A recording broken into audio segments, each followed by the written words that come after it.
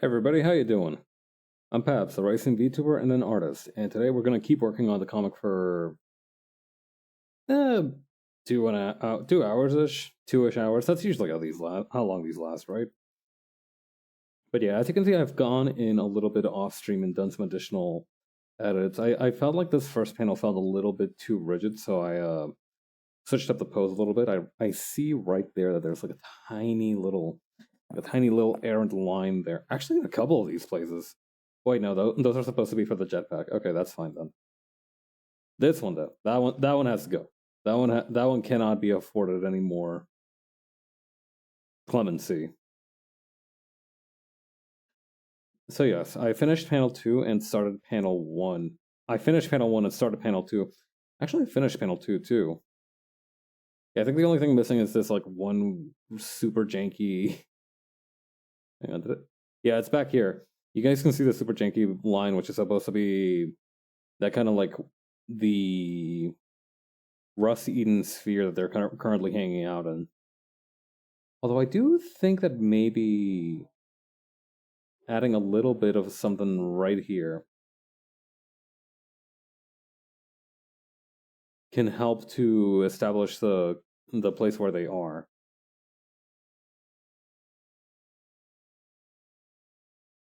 I'm probably going to give this thing the same kind of treatment that I gave to the big machine in page 3, where I ended up using this one kind of hang on, it was like bandage or something. Like it was like an image material, or like gauze or something. Yeah, I think it was something like this, where it essentially looked. I was trying to find an easy way to make tiled floor that looked a little messy, and I essentially ended up putting a kind of texture for a gauze cloth over it. And it worked out pretty good, even though it probably shouldn't have. The other thing that I'm noticing is that I'm getting much better, or rather than getting better, I'm starting to feel more comfortable exaggerating my sketches. I feel like because these panels were all done using, at least to my knowledge, there's no way I did something like this off the top of my head. I'm sorry, I'm not putting myself down here. It just seems very unfeasible. But yeah, I've been noticing that with a lot of these where I used a 3D model as a reference, I've actually made the movements a little bit stiff. So I've been trying to figure out a way to make them more fluid as well. That's been challenge number 1.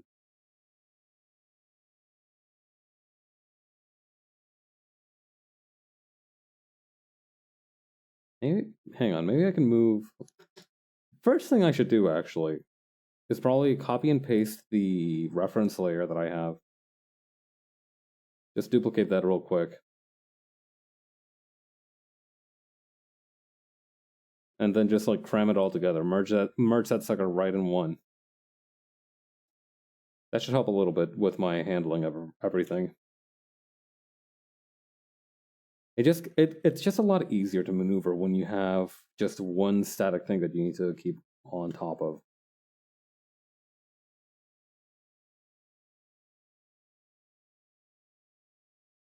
Ooh, and I like kind of moving the hand like this.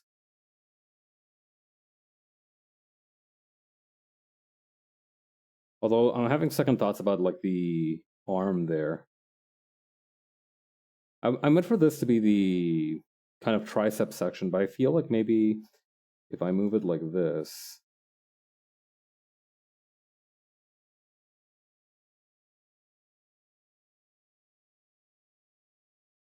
Okay.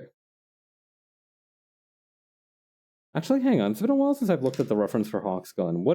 What's the like bottom guard look like? Because I feel like I know what it looks like, but I want to just make sure. Ah, okay. So it's kind of in the halfway realm of like what I wanted to do. I know it's technically my house and I can do whatever I want, but I still want to be at least a little bit consistent.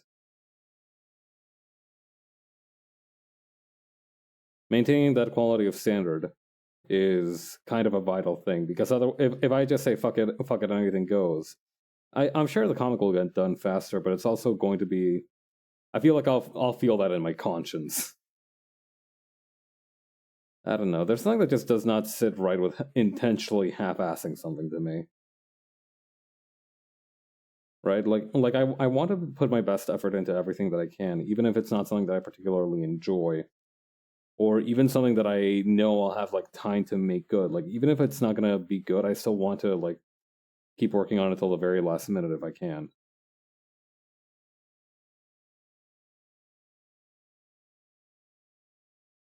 For me, it's not over till it's over. It's not Jover till it's Jover. Yeah. For a guy who never gives up, I say we are so back quite a lot.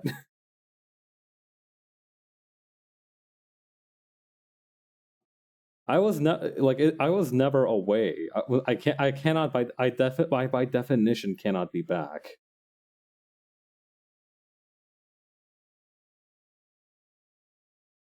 Actually, come to think of it, it's very rare for me to take a hiatus either. A lot of people have had to take hiatuses this year. It's either like a bunch of like different factors all coming together at once in a very inopportunate storm, or they got sick, they got the sniffles. People have been getting in all kinds of messes, and yet I have persisted. That's something to be happy about. Although I do hope they recover quickly. And even if they don't, I hope they have fun. Right? Like I hope they can still have fun streaming at some point. It occurs to me that I have accidentally given too many fingers to this grip. And also that this hand is super tiny compared to the rest of the gun. Let's take this one from the top.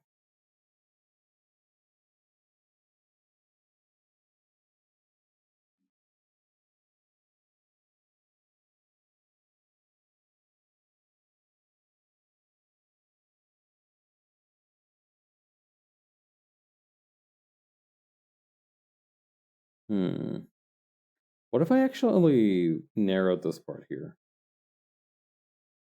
And then squished it down a little bit too. Why not?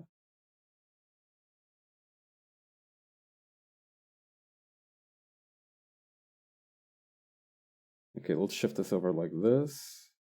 Nice.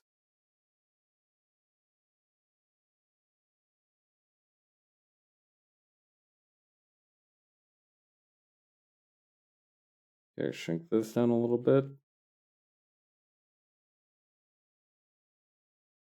It makes me a little bit angry that I know that I'll have to shrink these down or obscure them in some way once I get the lasers in. I think that's a good sign that I should just like take it no thoughts, head empty kind of style.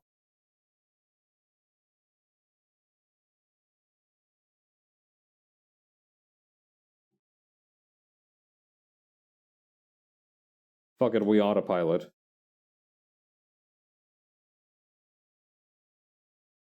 I don't know. I'm very capable of like going autopilot mode, right?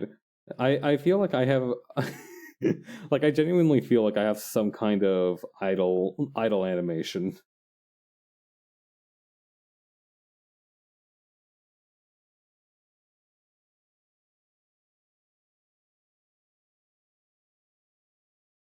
Okay.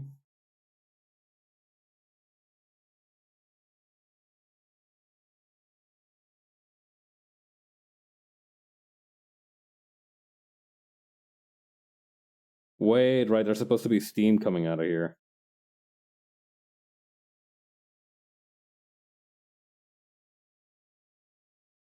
Right.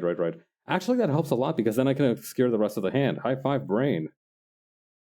Let's fucking go.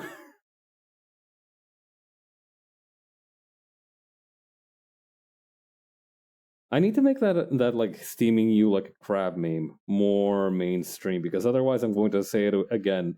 I said it a lot yesterday because I was drawing the steam coming off of that other guy's gun. But I feel like if I keep saying it, someday somebody who doesn't know what the hell that is will stumble on what I do. And they'll be like, what is this guy talking about?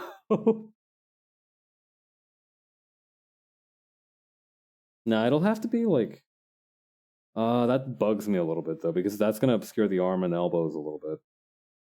rather than the hand, which is what I want obscured. But this doesn't really make any sense in terms of physics. I also really wish I would stop accidentally deselecting the cloud of steam. Steaming you like a crab. And I just kind of like, there we go. Maybe I can even get it lower. I have to take this strategically, right? Or actually, you know what?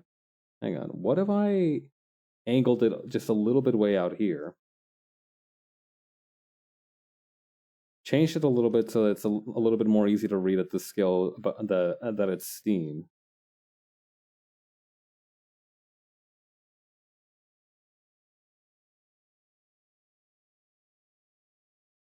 Okay, move it like this.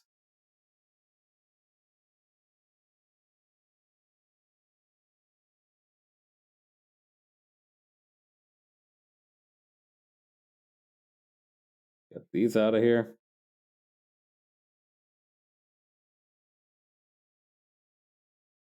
That's odd.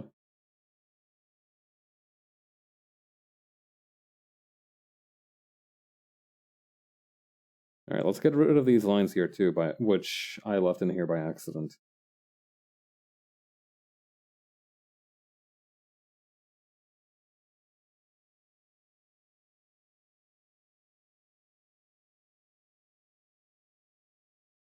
Okay.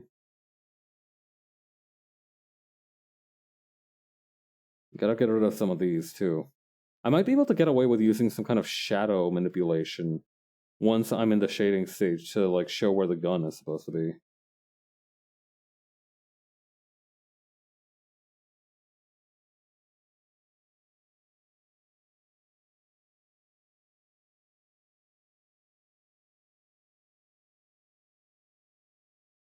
Need to make the lines a little thinner. I need to relax my pen pressure. Actually, let me stretch out my wrist a little bit because they're feeling a little stiff today. All right. There's this an interesting move you can do to stretch out your wrists a little bit, or at least get them a little warmed up, right? Where you curve the wrist that you want to stretch like this, kind of like you're. Imagine you're punching with like the edge of your wrist, right? Then you put your other hand on top of it like this to add some pressure to it, and then you try to move the dominant hand upward. I like to do that one from time to time.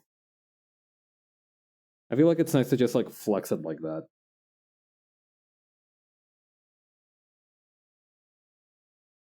It also makes me a little bit aware of just how much I've been neglecting my wrists in terms of like strength. Like genuinely, it's so easy to push it back. It's kind of insane.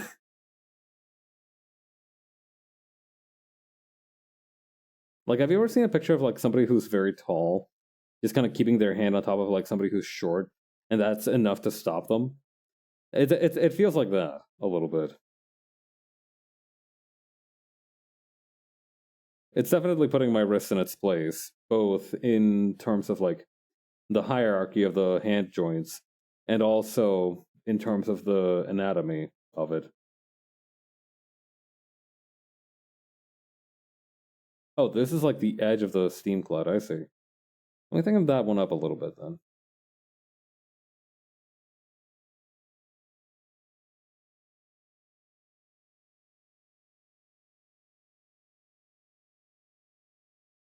Okay, here's what we're gonna do. We're gonna restart this cloud here, and we're going to do it like this. So I kind of want to add more like motion. Hang on, how did I do this in the first issue? I might be able to leverage that a little bit. I remember there was like one page in the one shot that was like really good for this. Yeah, this one. Let me pop that sucker open. Okay.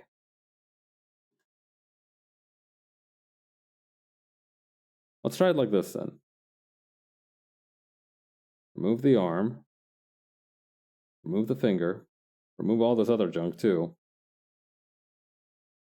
Just a nice fresh start.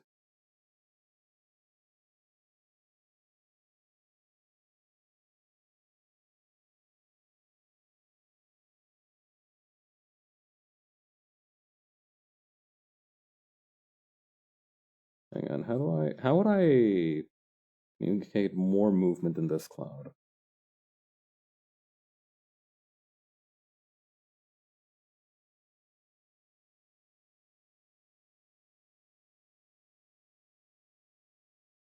I need to make this thing look like a fireball almost.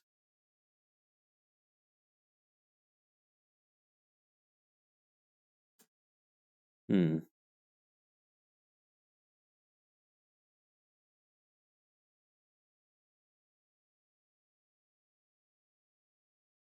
Maybe if I just kind of... What can I use as a reference for a fireball besides an actual fireball? What's something that's fireball-like but not really a fireball? I guess something like steam being released, like when you open up a pot that you've been stewing, and it releases that little cloud of vapor, kind of like that, I reckon.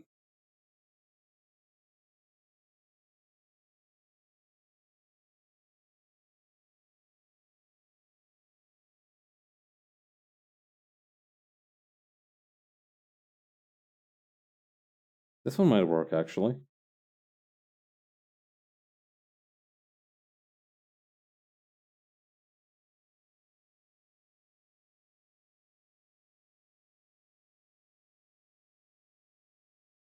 No, that one's fine.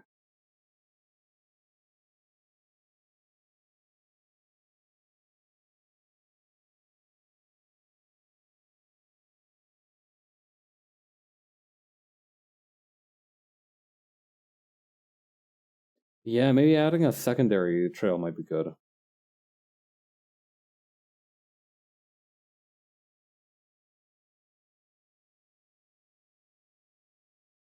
Yo, wait, no, actually, hang on. I had an idea. All right, let's copy and paste this layer so we don't lose this one. Right? So, okay.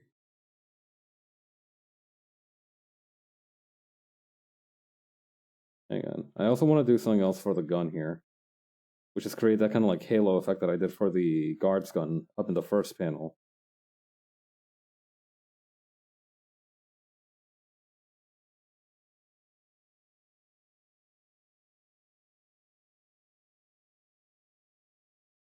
Okay.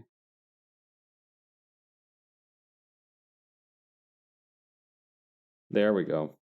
Okay, then next I wanted to create something that'll follow this curve, right? So if we take a look at this curve, right? We have the arms kind of crossing like this. I think maybe we can like, hang on, what if we... Okay, yeah, so there's nothing like perpendicular to this.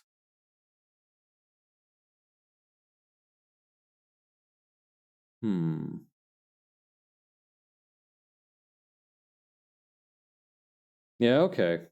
I have an idea for how I want this to go now. So this is gonna shoot straight down.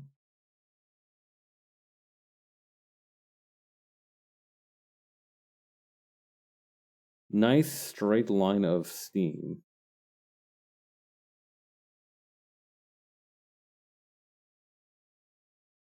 And then just kind of like whispering outward like that. Raph might get mad at me for that, but like I kind of like the look of that. I mean, we don't have to do it across a panel. Maybe we can even do it like, yo, wait, actually, I know how to... We use it to emphasize the movement of the other hand.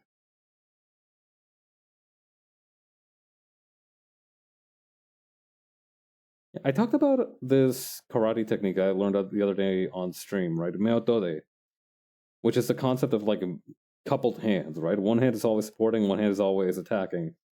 Very similar idea, right? We have the main curves, which are the primary hand, and then we have the kind of perpendicular crossings, which kind of support, not even support, but like emphasize the main curves.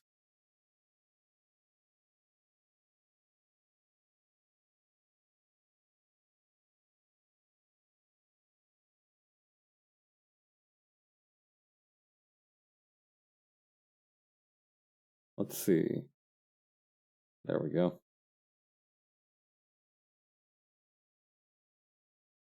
I will never apologize for having one of those moments.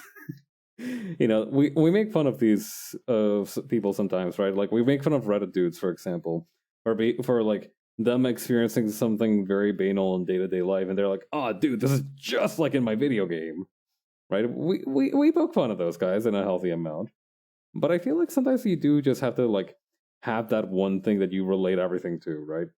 I feel like that's healthy for you. It's healthy having that reference point and also having giving other people that reference point for you, because then they know how to interface with you a little bit. Or they say a lot of people take being predictable as a bad thing, right? They take being easily read, maybe not as something bad necessarily, but as something that's frustrating to them, right? Like they don't like being easy to read. I love the fact that I'm super easy to read. I love the fact that like all of my emotions are extremely visible on my face. It just makes it easier to communicate with other people. Like I suck at subtlety, but at least it's easy for other people to communicate with me.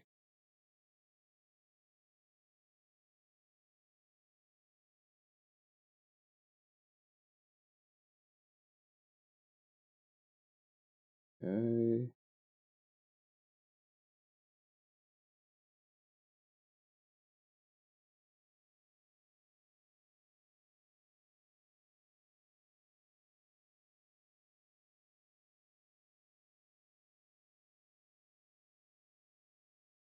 Okay, there we go. And this way, I also cheat my way out of having to draw the rest of her body. God, life is beautiful sometimes.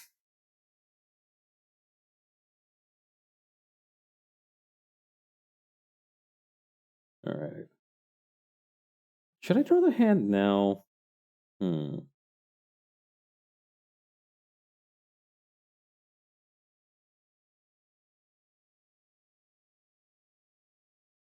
Yeah, why not? Nothing ventured, nothing gained. That saying's always rubbed me the wrong way a little bit. You can lose a lot of things just by staying still, too. Well, I guess that'd be even more encouragement in order to. Wait, hold up. What? Oh, so it's like that. Oh. Oh, that's embarrassing. I had this upside down. Whoops.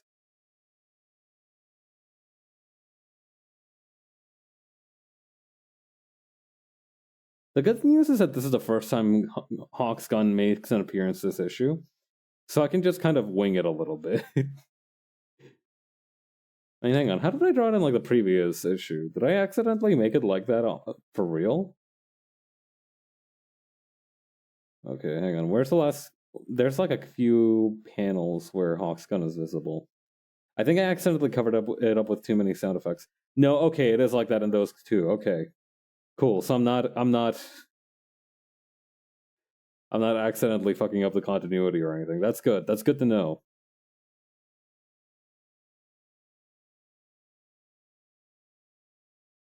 Again, this is my house, so I can do whatever the hell I want, but I at least want to maintain a degree of semblance for continuity in order to ensure the quality of work, at least.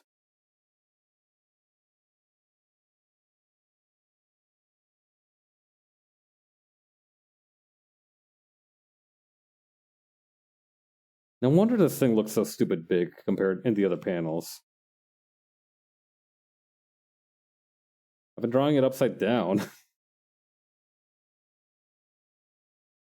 Now it just looks like it has eyebrows because the what do you call iron sights on it don't look like they're where they're supposed to be.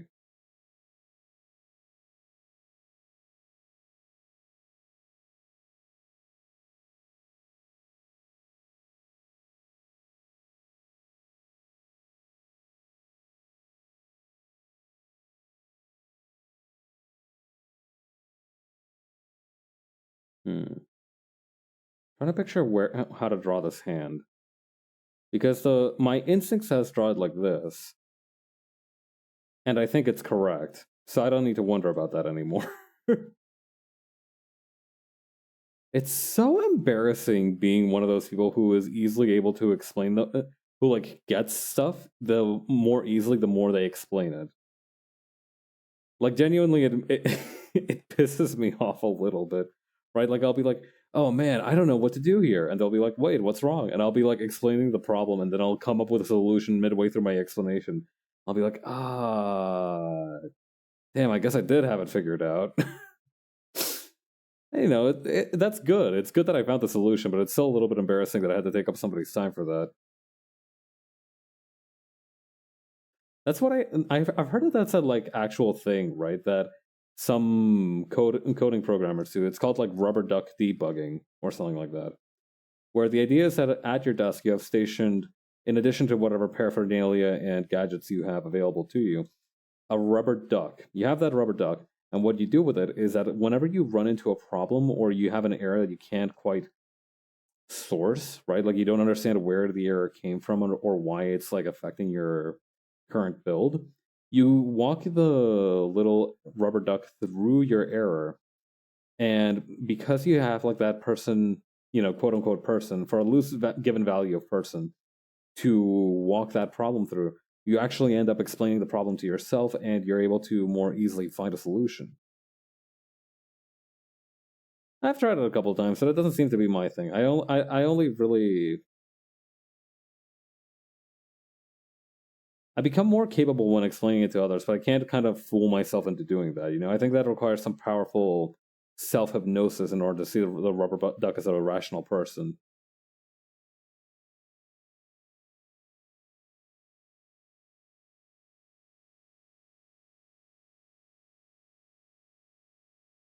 Hmm.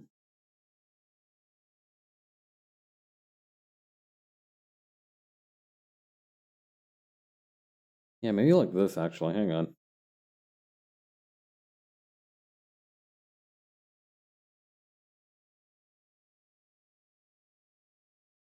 Okay, erase these parts, and then actually maybe bring this part down.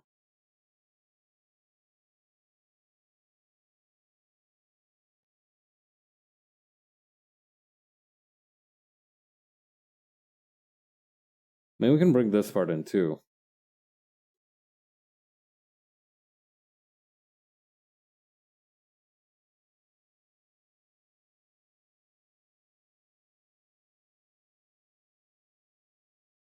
Perfect.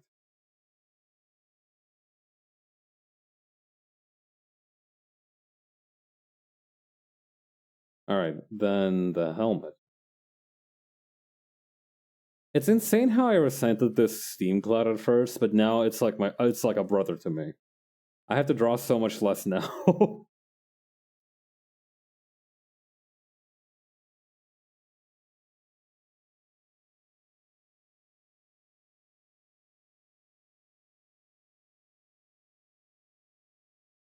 I don't know why it's normal to take up the pride in the amount of work you do, but not normal to take a pride in the amount of work you don't actually end up doing.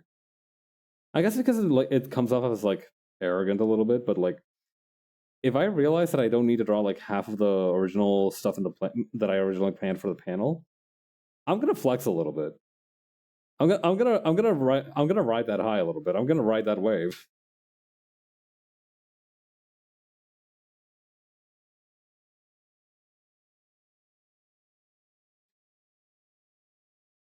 Papa. Yeah. God. It's really funny that you mentioned pop-up.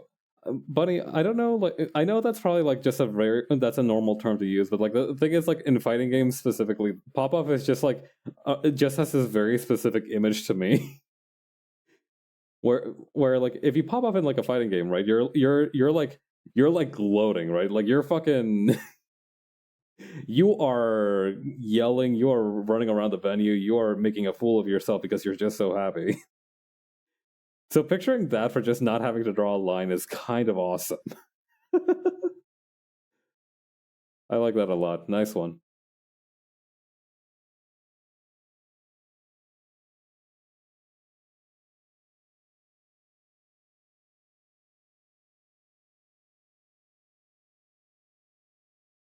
I wouldn't call myself a particularly active part of the fighting game community, but I will say that I think the fighting game community terminology is some of the best out there.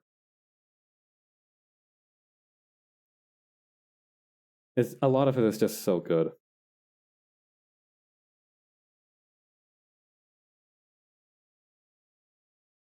Let's see. Speaking of which, I heard that recently that one fighting game, Killer Instinct, has recently become free to play.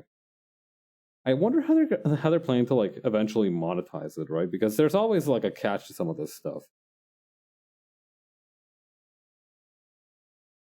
But right now, people are just having fun just playing it online, and it's really good because Killer Instinct is kind of broken. I saw this one video on Twitter where a guy took off like 30% of the other person's health with a single button. That's just not right. That's not how this is supposed to be. Apparently the reason for it was like that one guy's button was just ridiculously strong for some reason. And also the other character's health was just like very low for some other reason. So it makes sense that it did that much damage, but it's still insane.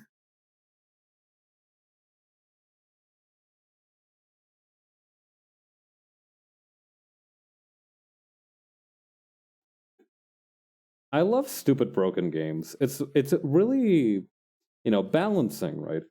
Is a delicate thing. In terms of video game design, I reckon balancing is probably like the number one, or it's definitely up there in terms of concern. Unless you're some kind of dingus who just loves broken stuff like I do. But I'm talking in terms of like ordinary game designers. I'm guessing balance is something you want to be mindful of. So when a game actively lets you just do some completely wrecked nonsense, it's kind of awesome, right? Like nobody likes a challenge being trivialized, right? If you play a game on like a difficulty, on a high difficulty, pardon me, and you find a game that's too easy because of like one exploit you found. I mean, first of all, you could just not use that exploit. There's this evergreen tweet of all people, the Bethesda devs, the people working on Doom, who one dude was complaining about like the new actions you can do in like a Doom game, right? Like that Doom Eternal has a lot of issues, and I didn't really enjoy my time with it. But I will admit that this is the funniest shit any dev has ever said. The guy was complaining about some of the new features coming into the game, and some rando on Twitter was like, "Ugh, man, why can't? Is there like something we can do to turn this off, and we can just play good old fashioned classic Doom?" And the game Twitter said to this man, "You control the buttons you press." Like, my brother in Christ, you're the one holding the controller. You can just choose not to use this. And it's really funny because obviously, first of all, they were right, but also because that's just a really good argument for people who are like, oh no, balancing is so broken. My brother, it's a single player game, man. You're not going to be like fighting other people on here. You can go ham or you can just make it hell for yourself. Nobody's going to care.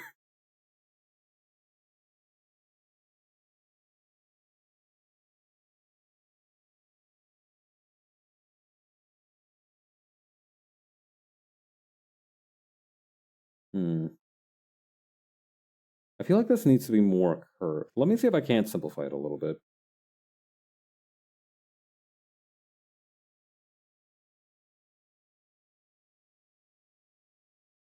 Control point, add control point.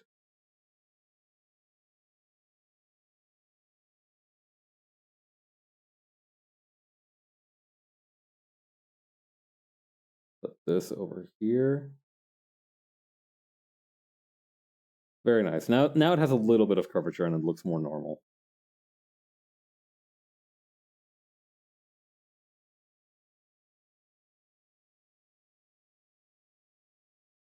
Nice, okay.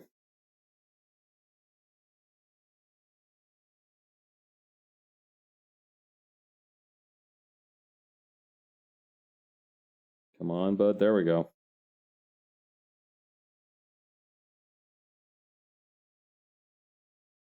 The other day I read this notice, right? It wasn't really a notice, right? I wouldn't call it an article, but it was more like a snippet, right? A snippet of news.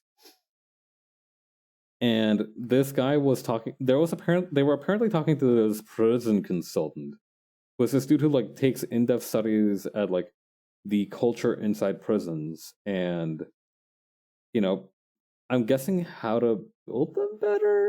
Question mark. Apparently, he was brought on the case because of that Sam Bank Friedman, Sam Butters Friedman, Sam Bam Frisco.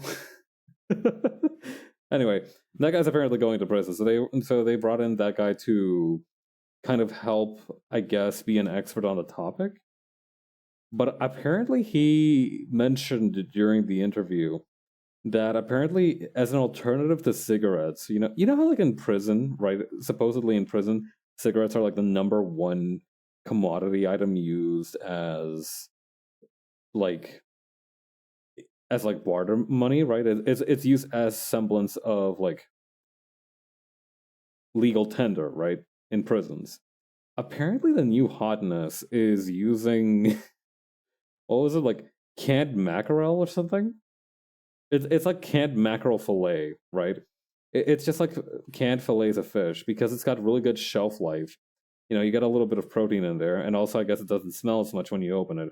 Still smells a little bit, fish. But apparently, some people are considering it as an alternative, which makes sense too, because lots of people still smoke. Lots of like dudes in prison smoke because there's not much else to do because the prison system fucking sucks. But it's kind of funny that we've gotten past far enough in like the anti-tobacco laws, or not like even anti-tobacco laws, just even collectively quitting smoking as a society, that like the cigarette as a currency prison trope is now considered obsolete. It's kind of beautiful, I'm not gonna lie. And if you think about it, it's much more functional too, right? You have a cigarette, what do you do with that? You smoke it. That's all you get out of it. And it's very fragile. If it gets wet, you're screwed.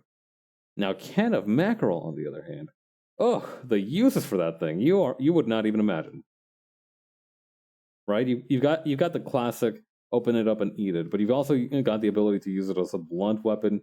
You've got it as an ability to carry other items once you're finished with it. You can use the can lid you peel back as a bladed weapon. Somebody's probably already done that.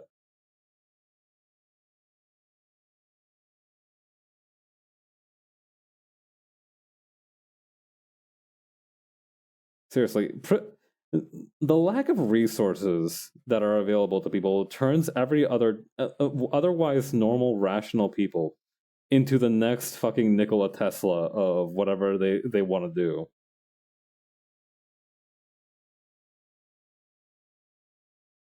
Like I read one time about how they used to make Russian prison wine, this thing called Brunyo, and it is insane some of the shit they put in there out of necessity and just like the fact that it'll get you messed up, right? Like let me look up Bruno. Let me see. Bruno, or prison wine, is an alcoholic beverage variously made from apples, oranges, fruit cocktail, fruit juices, hard candy, sugar, high fructose corn syrup, and possibly other ingredients. We don't talk about Bruno.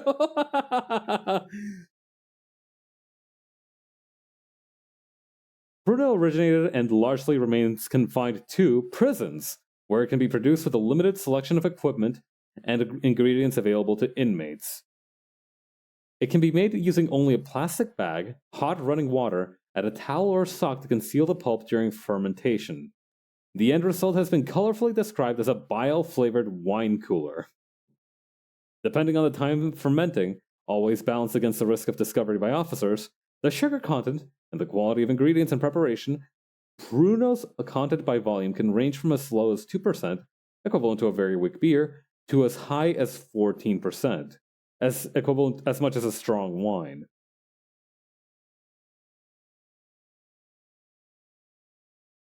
The massive fermented fruit, called a motor or kicker in prison parlance, is retained from batch to batch like some kind of fucked up Tootsie Roll. The more sugar that is added, the greater the potential for a higher alcohol content. To a point. Beyond this point, the waste products of fermentation cause the motor to die or go dormant as the yeast environments become too poisoned for them to continue fermenting. God.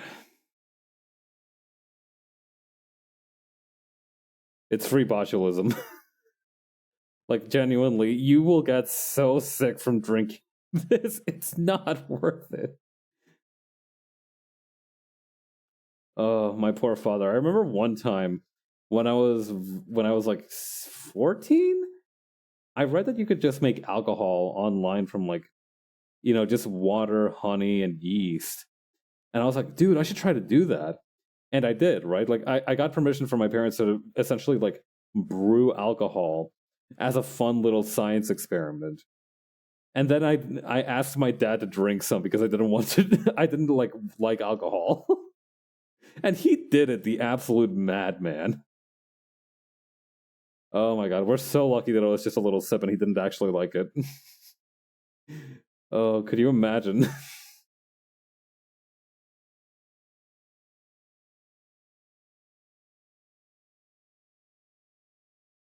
The history and production of alcohol is something that is so fascinating to me. Genuinely. Like, I feel like it's just one of those things that is ever present in society, so it has thousands of different iterations. And it's also, the science behind it is easy enough to understand that you can just, like, kind of get into it without having to know a bunch of other shit, like, except for wines, right? Wines are that one thing which are, like, ridiculously complex for some reason. Like, if you ask a dude who makes moonshine what his process is, he's like, I don't know, I just fill this thing with corn and it eventually spits out alcohol. If you ask a dude who makes wine how it's made, he will he will need like a 5 hour long key point presentation to just get you up to speed on the terminology you'll need to understand. And the problem is that most of it isn't even like stuff you can control. It's just like stuff like where the grapes were grown and the environment in which it's fermented, right? Like that's what different wines are named after, right? Like Chardonnay, for example, is just a field in France where they grow the specific grapes and brew that specific wine. So besides being a fairly complex science, it's also irreproducible in other environments, which makes it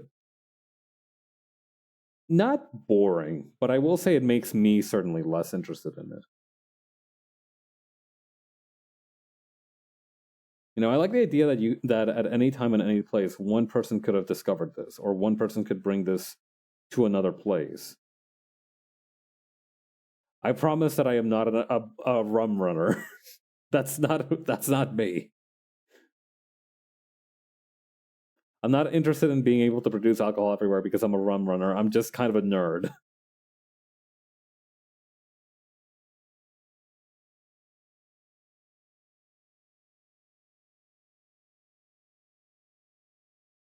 I should make an original character who's a rum runner at some point.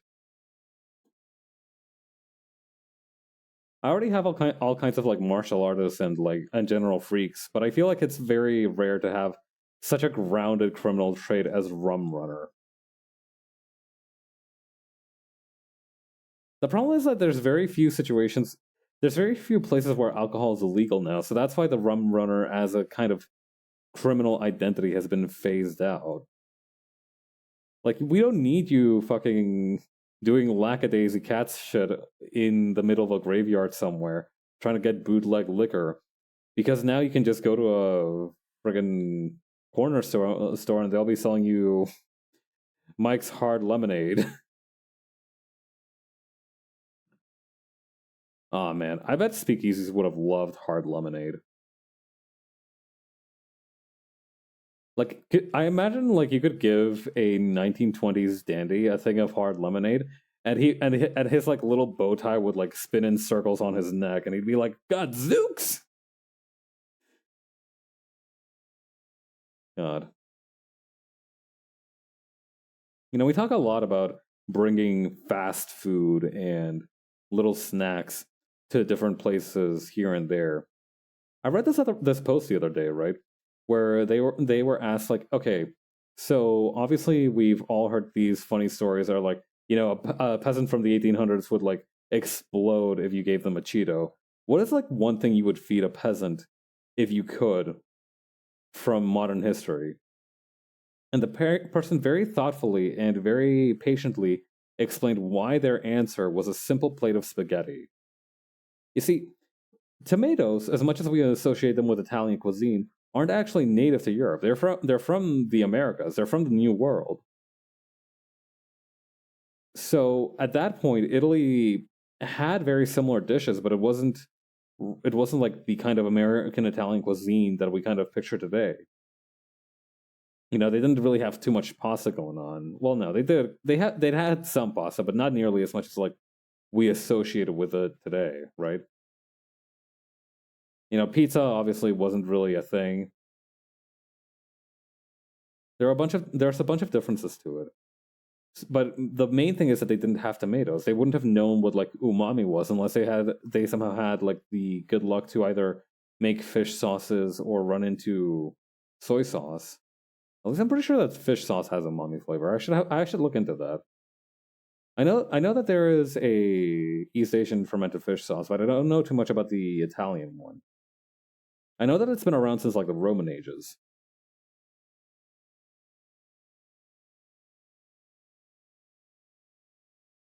But yeah, and the other thing is that, hang on. But yeah, the main thing was tomatoes because they would have never been able to taste tomato before, being given this hypothetical plate of spaghetti.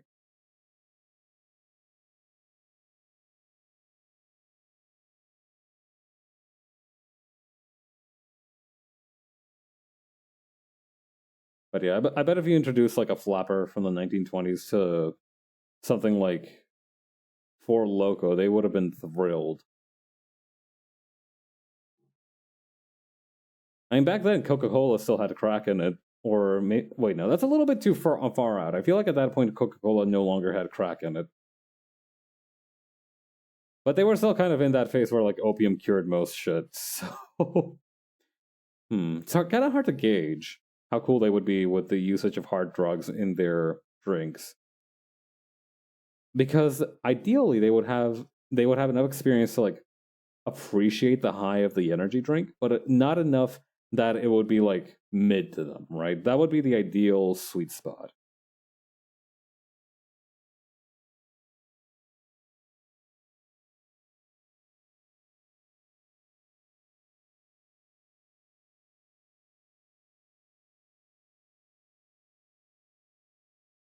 Okay, put a little waist pocket here.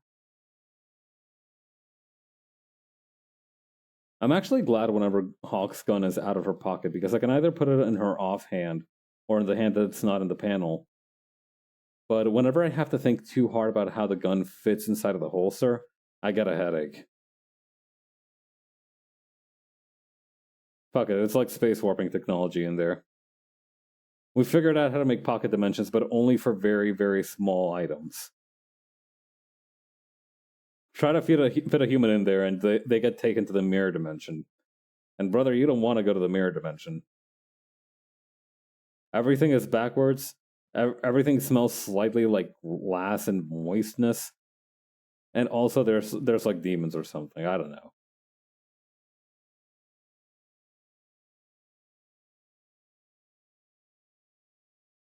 Okay, and this I'm gonna take a. Speaking of water, of moisture, I'm gonna drink some water.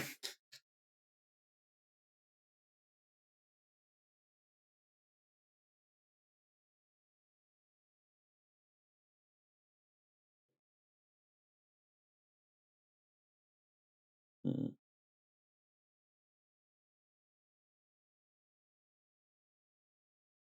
And think of it, stuff like potatoes was also not common because those would have also been from, the New World, as it was called.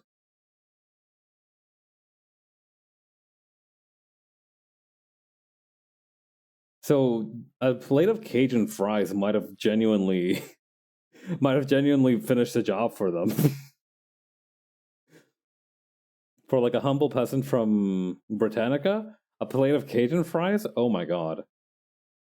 Like they had herbs, but they didn't have stuff like chilies, I don't think. Unless wait, no. Unless are the Sichuan peppercorns native to China?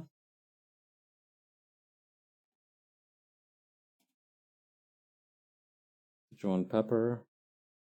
Okay. Okay, so I think it is. Hang on. Culinary users uses phytochemistry. No. What am I? Where would I look for that? You say where are they from originally? Okay, from hmm. No, like yeah, no, they would have had peppercorns. They would have had peppercorns, so they wouldn't know what like spices like. I think.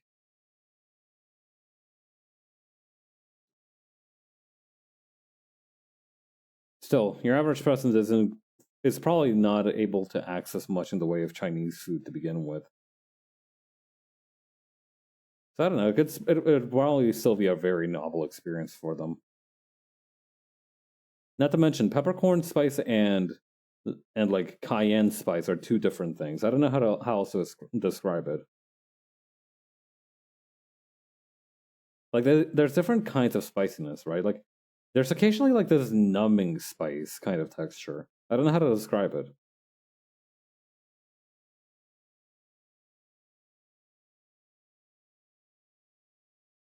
Okay, there we go. Also, I read the other day about the different flavor profiles that we can taste, right? You know how there's like five basic flavors, right? There is sweet, sour, bitter, and spicy.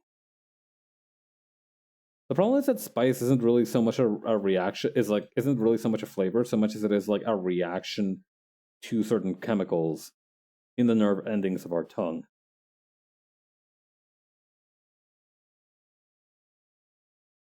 So it's very difficult to talk about it as a flavor. It's really more of a feature of the food rather than an out and out flavor.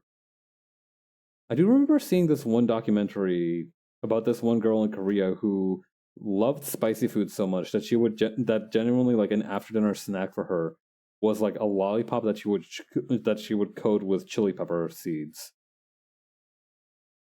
As somebody who is an absolute whose spice tolerance can accurately be described as none, that's just insane to me.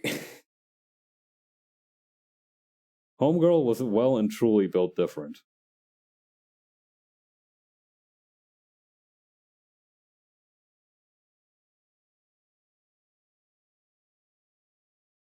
Yeah, I don't want to hear anything about you being built different or based or whatever the fuck you call it these days. That unless you do something on that level and scare me. All right, let's see. Redraw vector line width. There we go.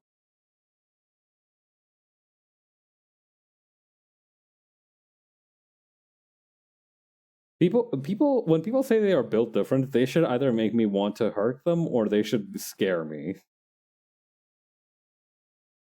That is my litmus test for being built different. Like, you must be either so different from me that I cannot fathom the thought of being next to you, or you must be so unconventional that I'm genuinely scared of you. That's like my benchmark for being built different.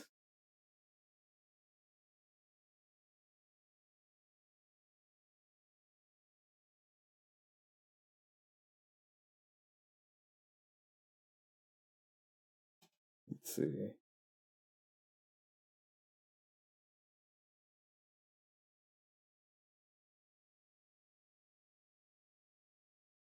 There we go.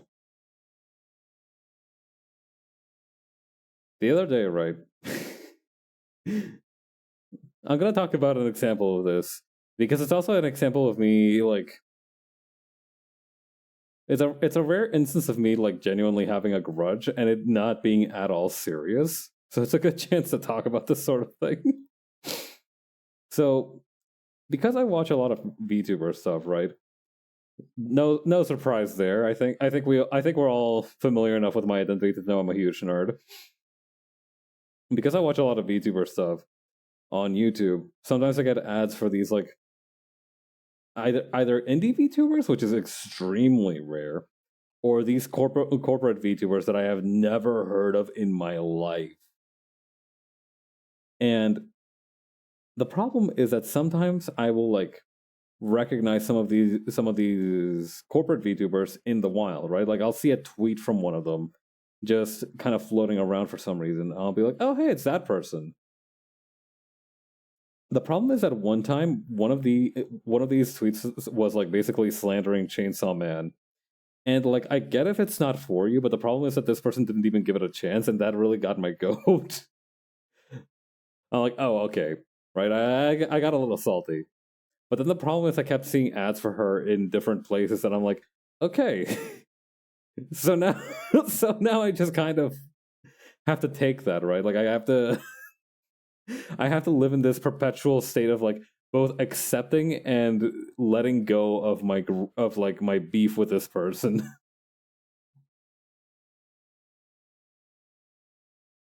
Yeah, now it's on site. Like genuinely, I saw them one time and it's like, you, I do not forget. It's not even that serious, but it's still like what I know her for now is the problem. Once she might have had an identity, a family, a life. But to me, now she's just a she's not just a Chainsaw Man slanderer. uh,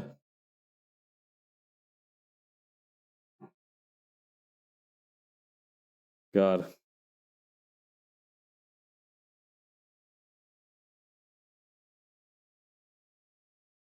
I should probably figure out how to add the jetpack to this panel. Because the original one had it being like all the way over here, but I don't think that's gonna work anymore. Let me fish it out from this one here. Is it you? No. You? Yes.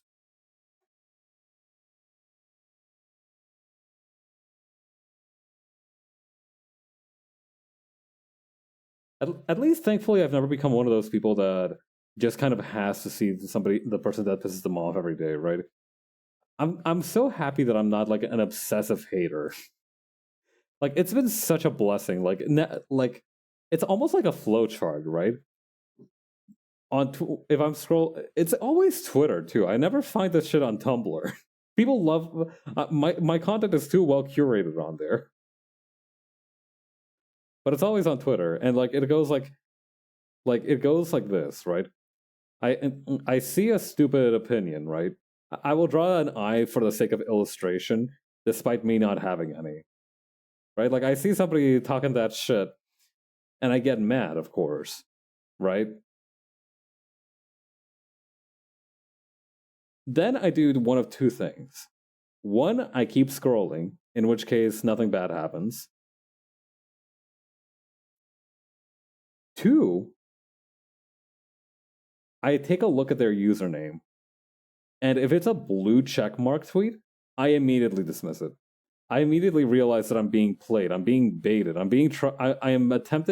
being attempted to be used by this fucking rube who pays Elon Musk $8 a month. So I just block them and move on.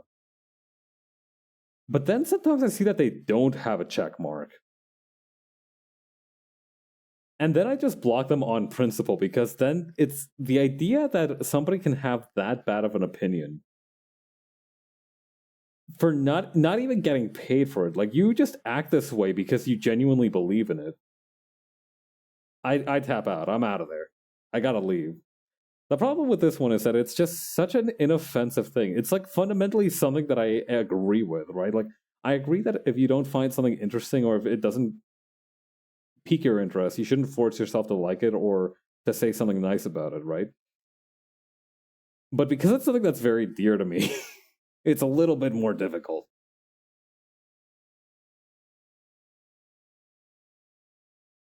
Well, so it goes.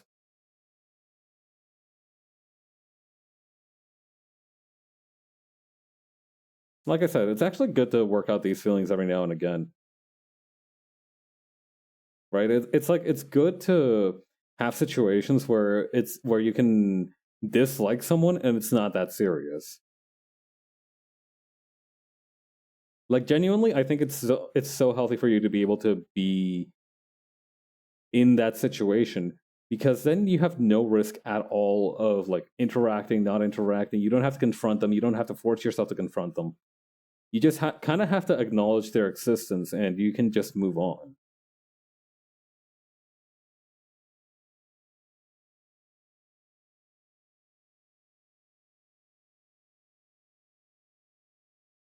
Okay, let's see here. Definitely got to twist it around more like this.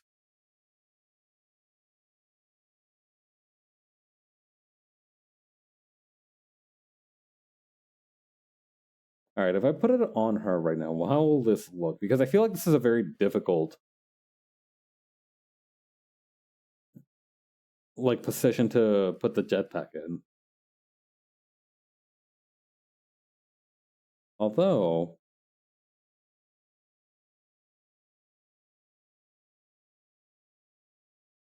hmm. No, it would almost be the other way around, right? Because the back is turned like that. I love that I don't like this sweet filter. It's like, get him out of here. It's so good. It's so good. Get the fuck out of here. The most insane shit I've seen on Twitter recently is that some dude was like, "Man, I like." It was some dude complaining about a recent controversy, and then just immediately in his replies, he posted a link to Indeed. Bro really said, "Get a job."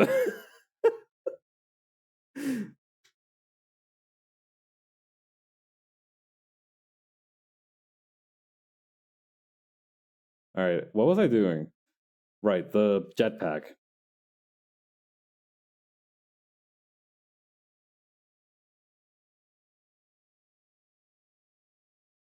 Okay.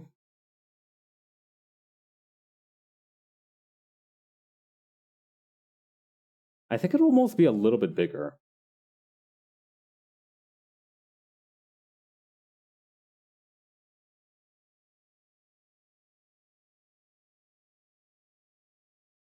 Hmm.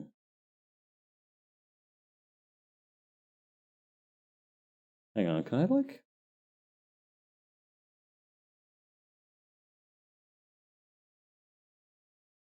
Yeah, then I just need to turn it like this, then like this, then like this. And then turn it back.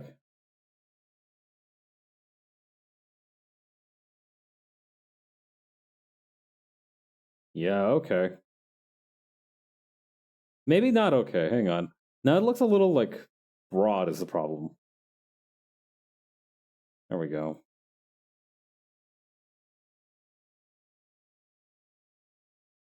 What if I lifted it just a little bit and then no, then it's a little weird on the neck. Maybe if I moved it just like a little bit like this.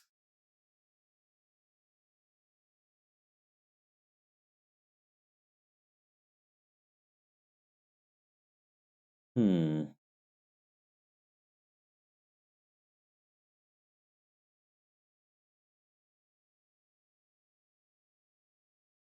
I almost want to spin it back around a little bit.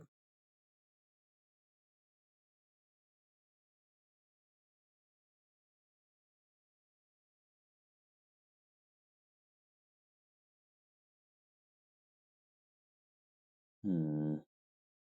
It's difficult, right? Actually, I'm kind of thinking now it might be possible to hang on. Let me stretch this thing back out to its normal proportions.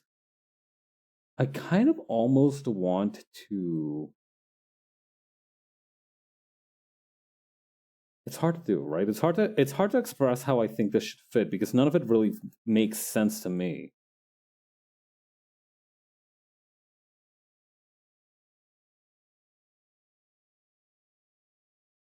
Ooh, wait, no, hang on. This works. This works. This works.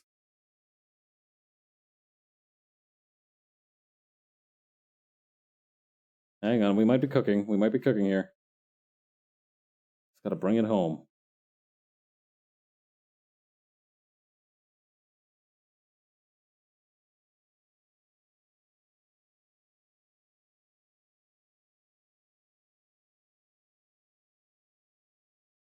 The problem is that now it would intersect the arm.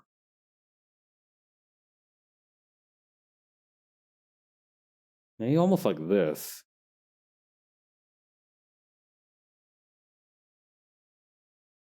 And then a little bit further up. Yeah, okay, maybe that'll work.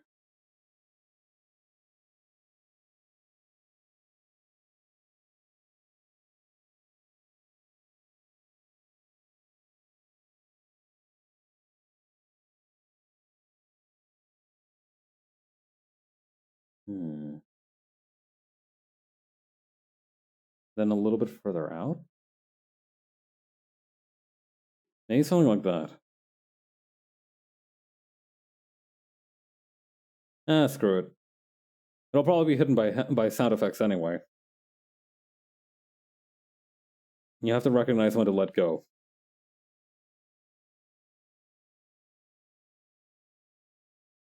This is a grudge I will not be able to resolve. Also, I should probably switch the lighting around so I can actually see the dimensions on this thing properly.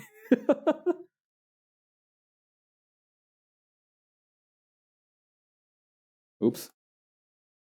Sorry for shrinking the window there. Okay. Moving on. Oh yeah. Speaking of funny stuff that's surprising, right? Last Friday, there was apparently a little incident on board a plane headed from Baghdad to Dubai. Now, when you think of like incidents on a plane, you think of like, oh, maybe some passenger on the plane had some kind of medical emergency, or there was that one time. So I remember there was like been cases where people died on a flight, and it had like a whole thing happening, right? Like it was like a whole procedure. But anyway, thankfully this is much less morbid than that, but infinitely scarier. A bear escaped from a crate in the cargo hold. There was a live bear who was for some reason in this plane, and not only alive, but somehow managed to get out of its holding crate in the cargo hold. They straight up had to make an announcement like, hey, the flight from Baghdad to Dubai will be slightly delayed. It seems we have a bear that has escaped from the cargo hold and will be now. It now appears to be terrorizing the guy carrying the bags on the taxi. Oh god, it's going for the throat. Oh god. No word on why. The thing is, like, the airport authority also had no word on why a bear was being transported or what happened after it was sedated and suppressed. But we do know that apparently it wasn't the only bear on the flight. There were two of these. I'm guessing the one that got loose on accident just kind of got lucky and left and took advantage of the situation. But like, what happened there were two of them. Why? How did one of them leave but not the other one? Maybe the other bear is just kind of an underachiever, Maybe it was just saving its energy. It's like cousin getting out of the crate and I was like, nah, man, I'm not doing this today. No, you're not getting me out of this crate, Buster. I'm staying in bed today. I'm sleeping in. Still that the bear live on the airplane tarmac is kind of crazy.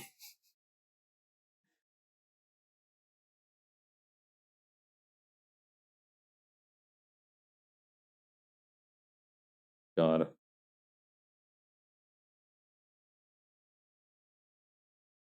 Do you think they got like vouchers for that or something? How do you even apologize for that as an airline? Because they obviously didn't seem to be aware of the cargo in question. right? Like I feel like they would have been like less tight, more transparent about it if it was something they could talk about, but they couldn't for some reason. Like, what do you do then? Like, you can't just deny that a bear wasn't on there in front of God and all the passengers.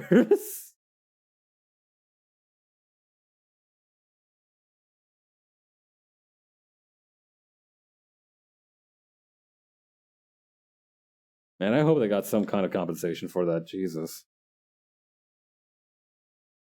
What would be really awful is if the compensation was like a coupon for a gift shop, and everything goes there was just stuffed bears, and immediately the people who just survived the attack would just have like the most immediate whiplash. They're like, "Oh man, these guys are so much cuter than the one that almost tried to eat me."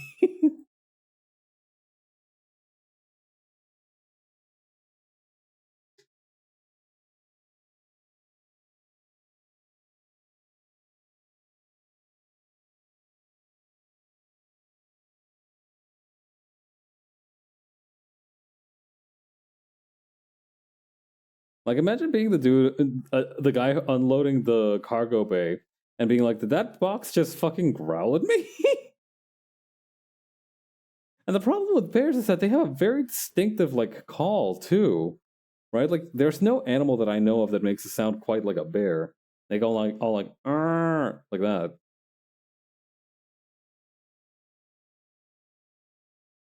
So like you see that, you hear that, and you immediately know what's up. Oh god. Thankfully, it seems like nobody was hurt. It does seem like nobody got injured at all, except perhaps the bear, its emotions. But I think that's a casualty we can all live with.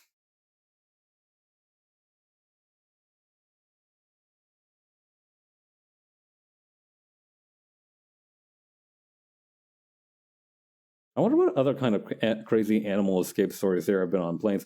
The problem with planes is that it's very difficult to get anything in on them in the first place. So any kind of crazy animal escape stories are usually part of like a much bigger plot. This one might be too, for all we know. Like I said, we didn't actually get any clarification on why the bear was there or what it was doing.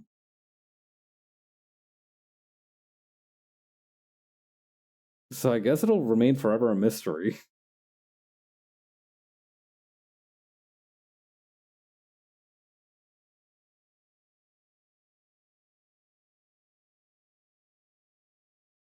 Least favorite animal to find that has accidentally snuck on board your plane's cargo hold. I remember watching this movie from like this like the disaster movie from like the 2010s about this herd of killer bees that had somehow gotten on a plane. I hadn't watched the whole thing. I was like a wee little babby when I caught glimpses of it, and for some reason, the key to fighting off the bees' infections was like this frog that they had to like hang upside down and drink water from.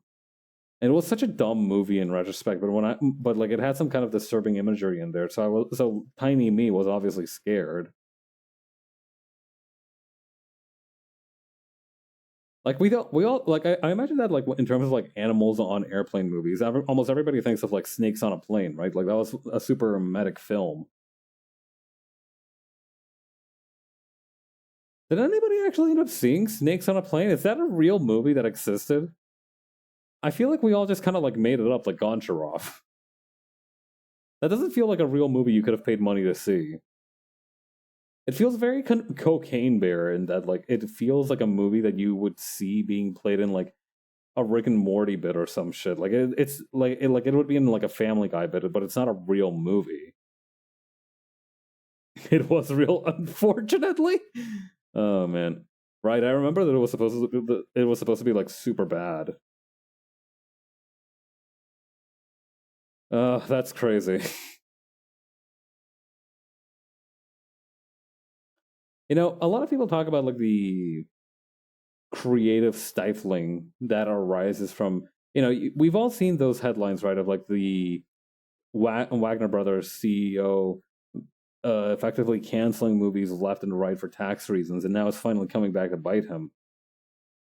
But I don't, but like I feel like besides the fact that you know it's not giving the ability to create art anymore. It's kind of like removing a lot of attachment that creators have from their art, because now you don't know whether something will actually be greenlit or if it'll be canceled midway through for a tax break,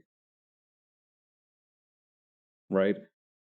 I feel like we don't talk enough about like the consequences of no longer allowing like rather crappy movies to be produced. The problem is that like a lot of this stuff emphasizes growth and explosive risk-taking opportunities, but the problem is that like when it comes down to it, nobody wants that risk. Nobody wants to produce a movie that might not actually make money, or they see some movies as more easily able to be sacrificed than others, right? And so we get issues like this Looney Tunes movie, these Bugs Bunny. I no, it was a Coyote and Roadrunner flick, I believe, that was canned for the most famous one. I remember. I think they also tried to take out Bugs Bunny episodes off the streaming series, and people rioted because yeah.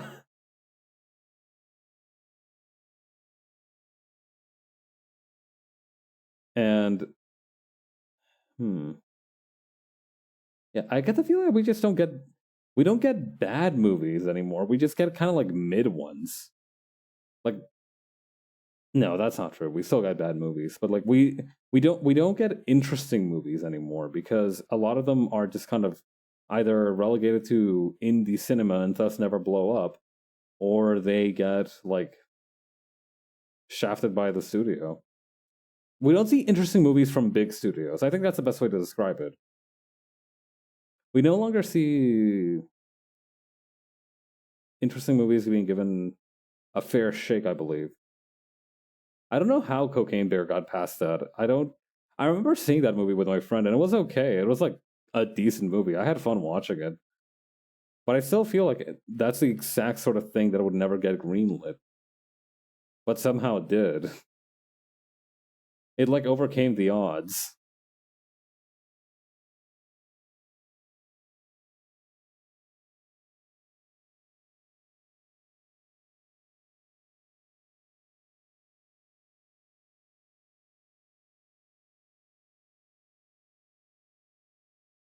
Okay, well, let's put the arm there.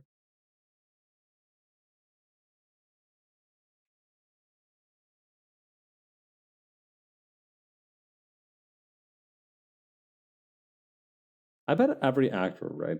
I know most people have like this one thing, right? That they would never ever do, no matter what. Not even that they would never ever do it. They would never ever do again, no matter what kind of benefits it would provide. I'm very much a $20 is $20 kind of guy myself, but I keep thinking back to this time in my life, right? And I'm like, I don't, whenever the question of like, would you like go back in time if knowing you could change stuff? I would not, because that would mean I would have to live through that ordeal again, and that's not something I'm down with,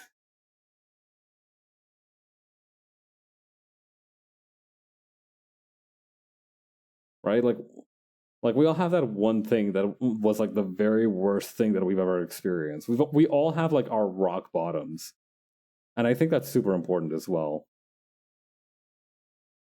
I forgot the point I was trying to make with this. I think the point I was trying to make was like this was that, oh right, I was actually going to ask. I wonder if there's any actor who like would just not do another project again. Obviously there are situations where like they either did not get along with the director, or there were some other issues, or they had to do some kind of like extreme body modification, or body transformation to achieve the role. Obviously those suck and they would not like to do that again. But is there like any one situation where it was just for like a very dumb thing, where they would never like to do it again for like a very stupid reason? Like the easiest example I can imagine is the cast of Cats 2019, the movie, not the musical. Right? Like knowing what we know now about how that movie turned out, would they like do it again?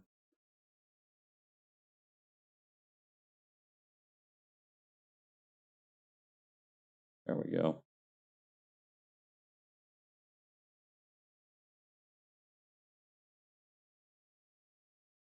That arm is definitely way too long.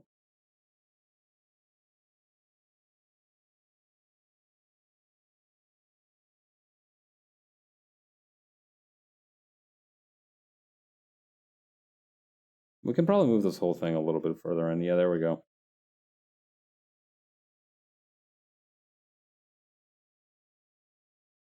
Recently, I saw this clip, right, of the guy who directed RoboCop talking about this experience he had with the guy who played RoboCop on the set of RoboCop. And apparently the guy who played RoboCop really wanted a snack, and he was like, "Robo wants a cookie," or "Robo wants an Oreo." And at the time, the director guy was holding a bag of Oreos, and he was like, "No, man, come on, we got to film this." And he's like, "Robo wants an Oreo." Like, he was very insistent. So the director, being the rational man that he is, just gobbles up the entire bag right there, just letting crumbs fly and shit all over the floor. No regard for any kind of sanitation. Cookies are gone. And he's like, "What now, dickhead?" He didn't say that, obviously, but you know, it was like the sentiment, like, "What are you gonna do now? We just can we please get started on filming?"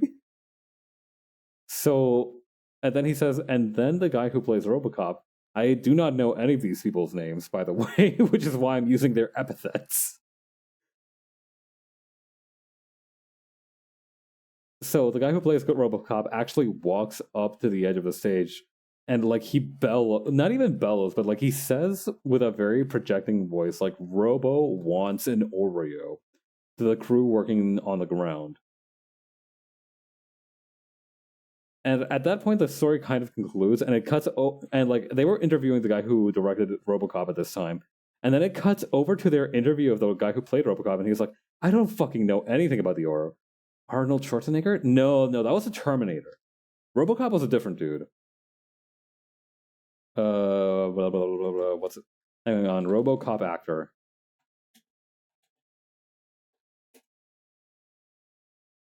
RoboCop full cast and crew.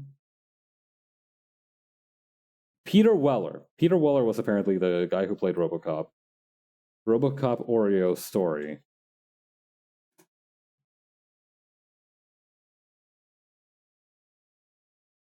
Yeah, that. Hang on.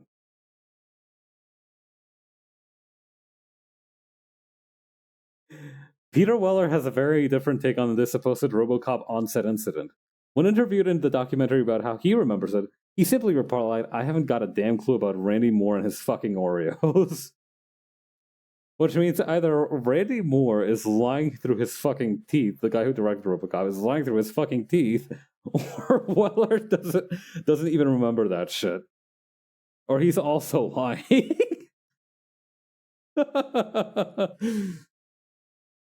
It's so good. Like sometimes there's like incidents like shit in Titanic, right, where you find out that the actors almost had like pneumonia or hypothermia because of the fact that they had to act out in the middle of like these freezing cold pools of water.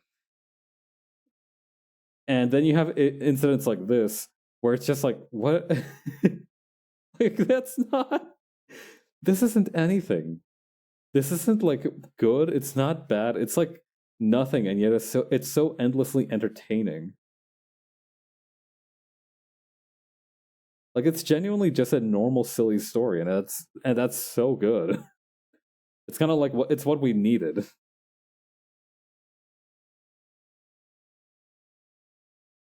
Okay, I'm just gonna make sure real quick that I am getting this gun right. I don't trust my own eyes and senses anymore, which is probably a good thing because I don't have eyes, as I've previously pointed out. Okay, yeah, no, we're cool. Good to know.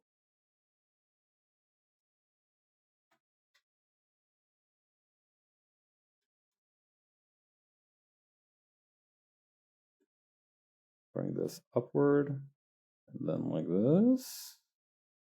Very good.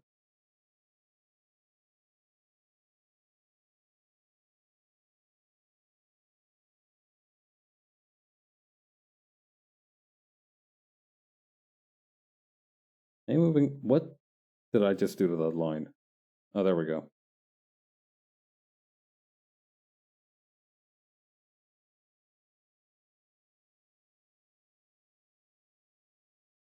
No, the iron sights are a little longer. There we go, like that.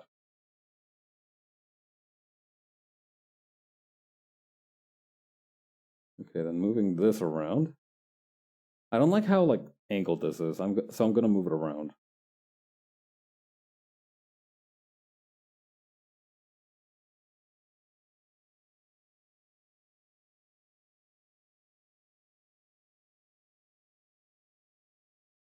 Okay. Then we're gonna have finger 1.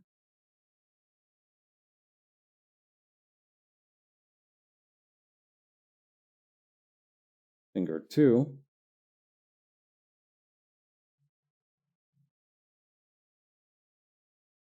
Finger 3. And finger 4. For a grand total of 5.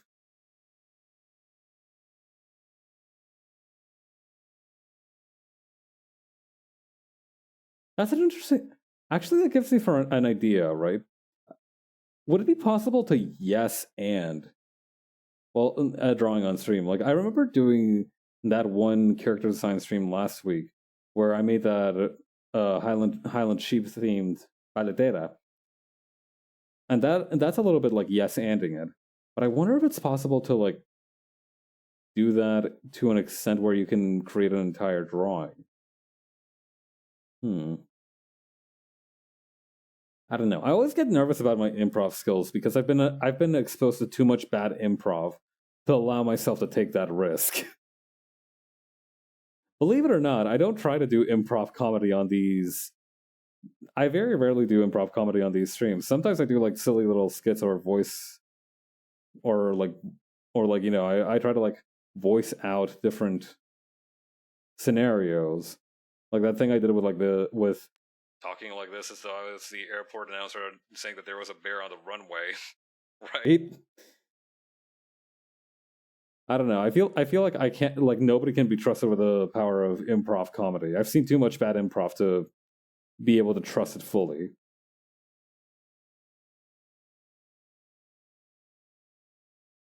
Seeing good improv is like very rewarding, but seeing bad improv can genuinely turn you into like the Joker.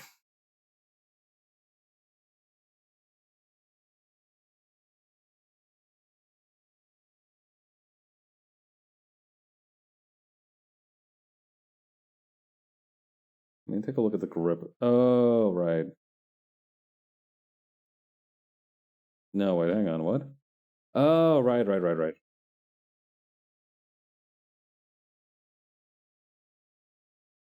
Let me try and do that on the other panels too. Like I said, this is the first page that has Hawk with her gun out, so that makes it a lot easier for me.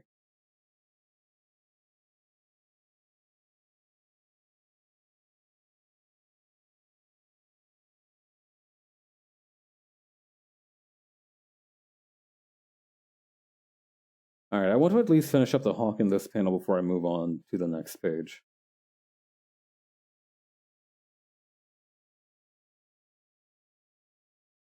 Or before I move on from the stream, before I finish stream. Boom, third time's a charm. High five, brain.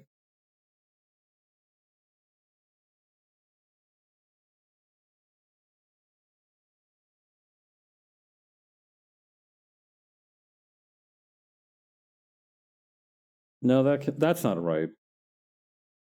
The other half of the snoot is too is too broad. I need this to be like a sharper angle.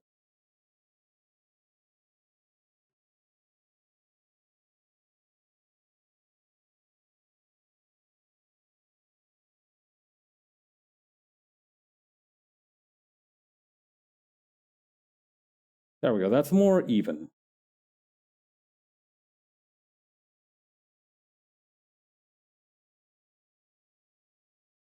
That's still not quite right though. Maybe I need to change the angle on the. Yeah, there we go.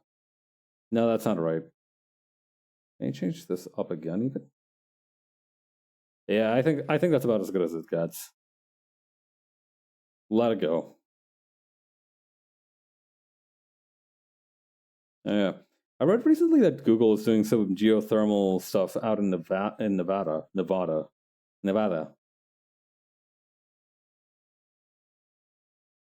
I feel like Nevada's been the stomping grounds for a lot of crazy energy alternative stuff, right?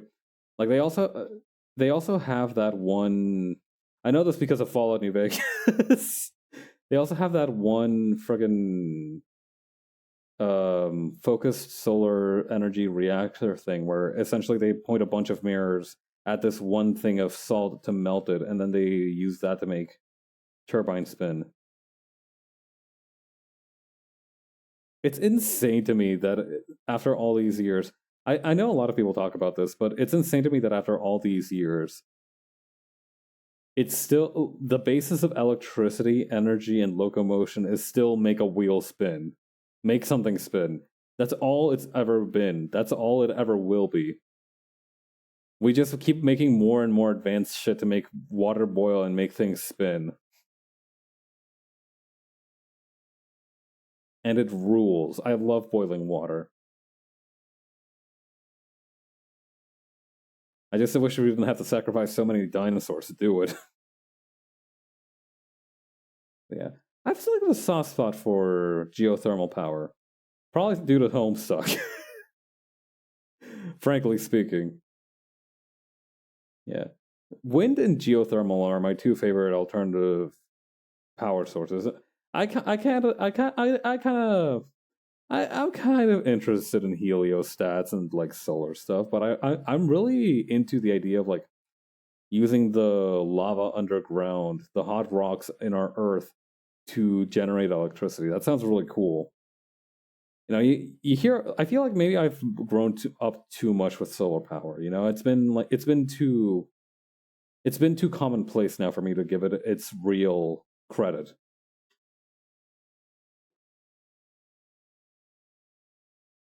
I wonder if there is some kind of agenda to make Nevada like the new playground for alternative energy stuff. I mean, that's not true. They're apparently they were starting other projects like this in Utah as well.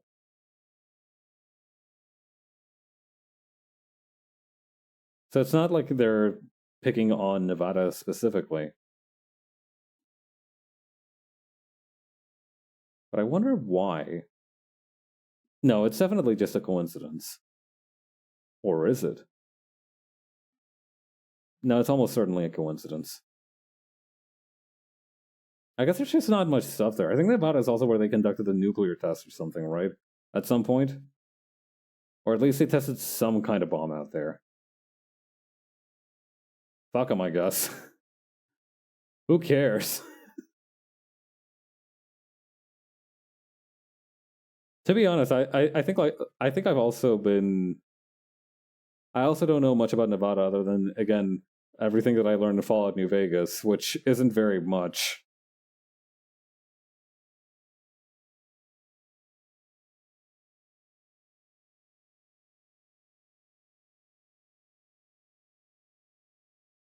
Okay, then there. Me like this. No, more like this. Come on, bud. Get your shit together. Simplify connector line. There we go.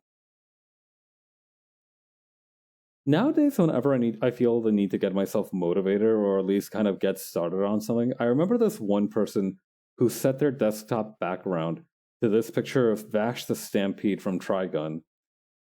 Completely, like, it wasn't a picture of him smiling. It wasn't a picture of him, like, you know, it wasn't like a cute picture. It wasn't a cool picture or anything. It was the most basic, in between ass picture frame of him saying with a poorly rendered speech bubble, "Can you stop fucking around?" And whenever they saw him, they would get like super motivated. Like they would be like, "You know what? I am kind of fucking around a little bit. Let's get started."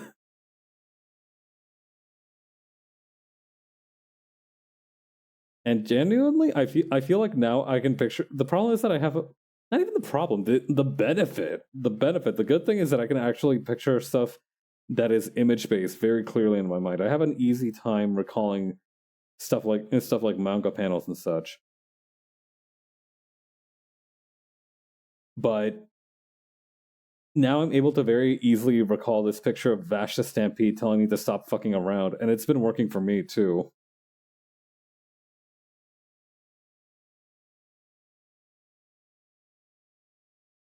The curve on the helmet needs to be a little bit further inward, I feel. Yeah, almost like that.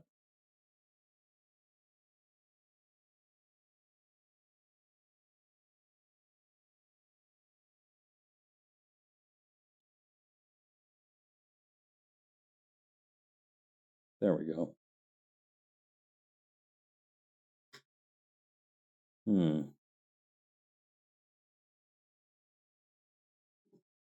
I did also the interesting thing actually about the geothermal thing, circling back to that.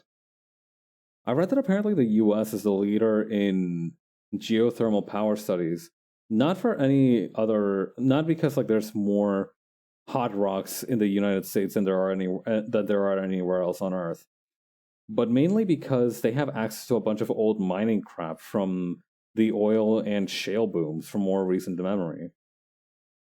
So it's because they can dig deeper and more complex patterns. They can actually access the kind of sweet spots of geothermal energy more easily than other places. They kind of had that infrastructure in place already, which is kind of super interesting to think about, right? Coal mining and such were the entire reasons that we have this need for alternative energy, and now the technology used to do that is being used to assist the technology we use for this. It's useful.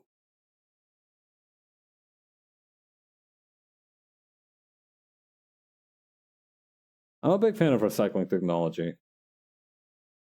I remember there was this one dude who, if I recall correctly, made like this laser lawnmower, or this lawnmower equipped with a laser, not to cut the grass. The laser was not to cut anything, but the laser was to make sure the measurement that the grass is like perfectly flat every time.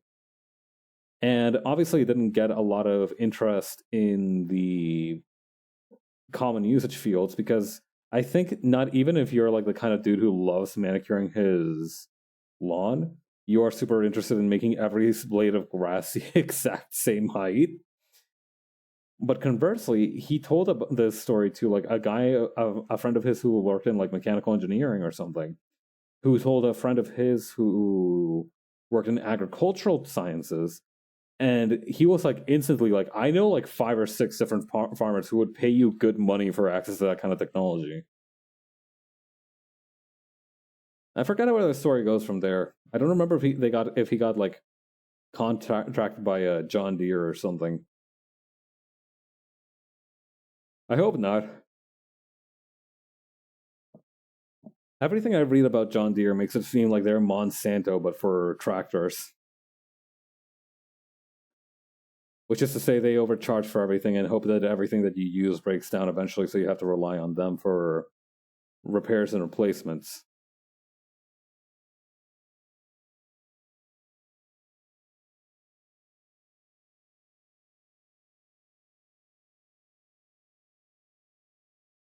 Let's see. Oh, that's not the eraser tool.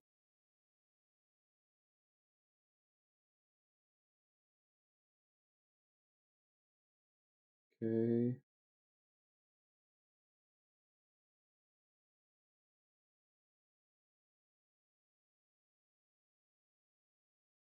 We'll use this.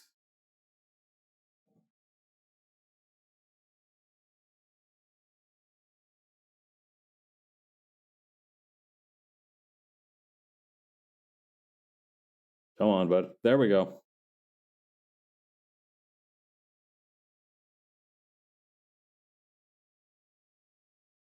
I can tell when I'm starting to wear thin on my stamina when I start to needing like 6 or 7 different tries to get a line right with the undo and redo keys.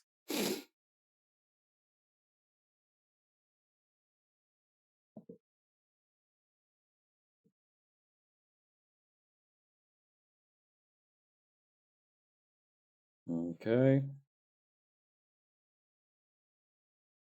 And then we got this dude over here coming in like the pain train.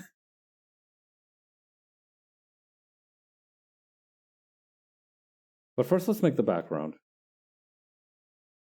Actually, we can go back to this one real quick and just work on the background a little more on this one. And by just a little more, I literally mean 3 more lines. It's not going to be that much. It's going to be very simple. It'll have like a little outskirt right here, and then it'll cut to the trees from like the second page. It's always good to recycle.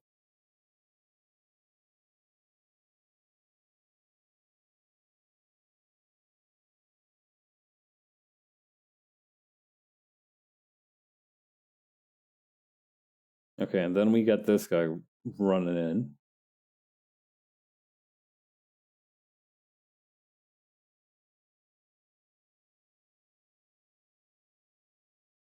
Whenever I see some dude bum rushing someone or just really charging at someone, I can't help but remember this one dude from Lisa the Painful called like Larry the Hot Soup or something, who literally only went like hot soup coming through, and he just went in there. Lisa. What an incredible game that I can never, under any circumstances, recommend to anyone. It's definitely one of those things where like you need to find it on your own, or else like whoever is recommending it to you will sound completely insane.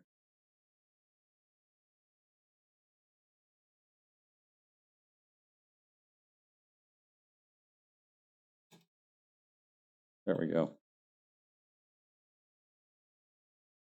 That's kind of the thing with being like a fan of like horror stuff in general. I reckon.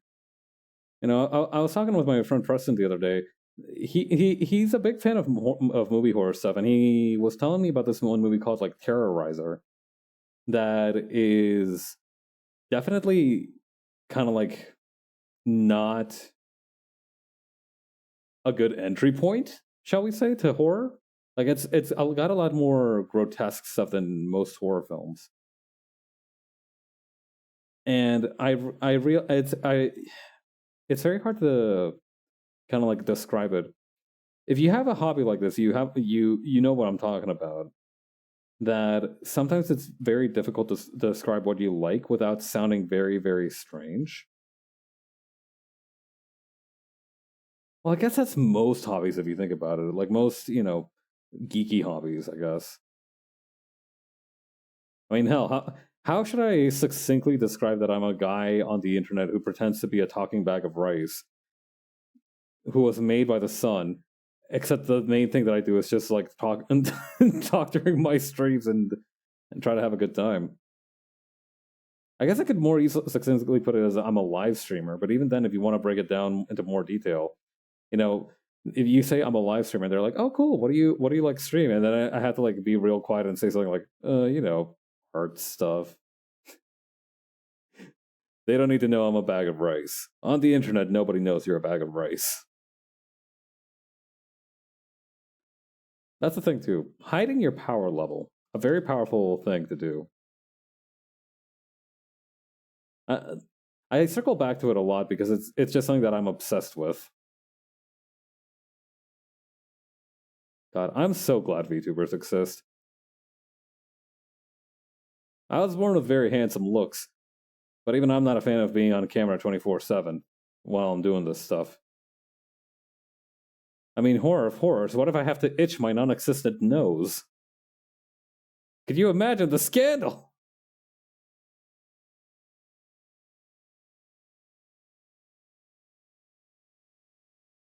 No, I like doing it this way better.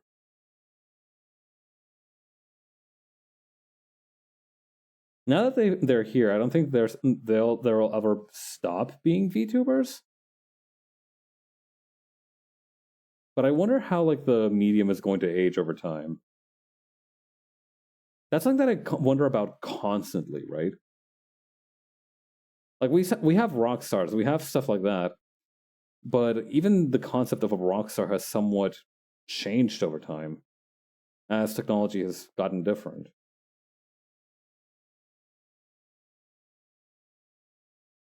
Not significantly, mind you. The fundamental concepts are still the same, but it looks a little bit different nowadays. Right? Like you used to see guys dressed in leather jackets all the time, and now everybody wears like the fucking those Astro Boy shoes that are ridiculously expensive for no reason. I am just a little bit jealous that I can cop some of those for myself. That's like $1,000 right there is the problem. I have no problem getting nice things for myself, but that's a little bit pushing it for a pair of shoes that are purely, one, purely for the bid, and two, probably don't even come in my size. People born with 11 and a half shoe sizes don't exactly have it the easiest buying fresh kicks. I don't know. I could just try buying basketball shoes all the time. I bet those come in minimum size 5'11", or 11 and a half, 11.5. I mean,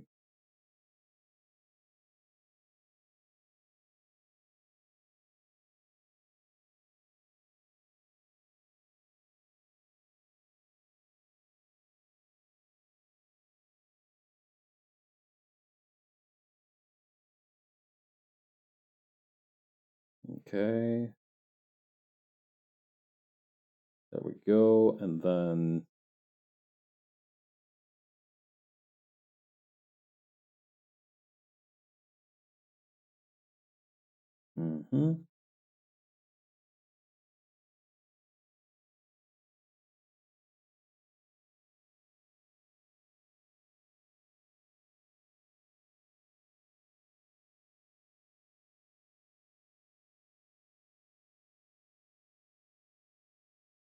there we go.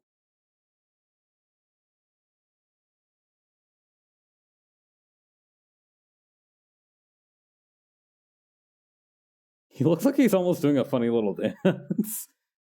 It's a bit hard to take him seriously. I might also need to take that leg down a peg too.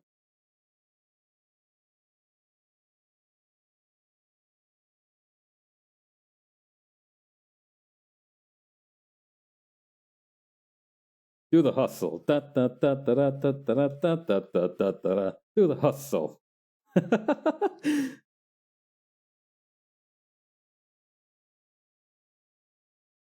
I did see that was like supposed to be one of the best ways to tackle someone is just have your arms crossed. When I saw somebody football tackling, I watched some tapes of people get football tackling others to get a reference, to get a feel for what this guy's kind of charge would look like, and they almost always had their arms crossed and just kind of body blowed the other person over. I forgot Hawk's ass back here. There we go, that'll do it.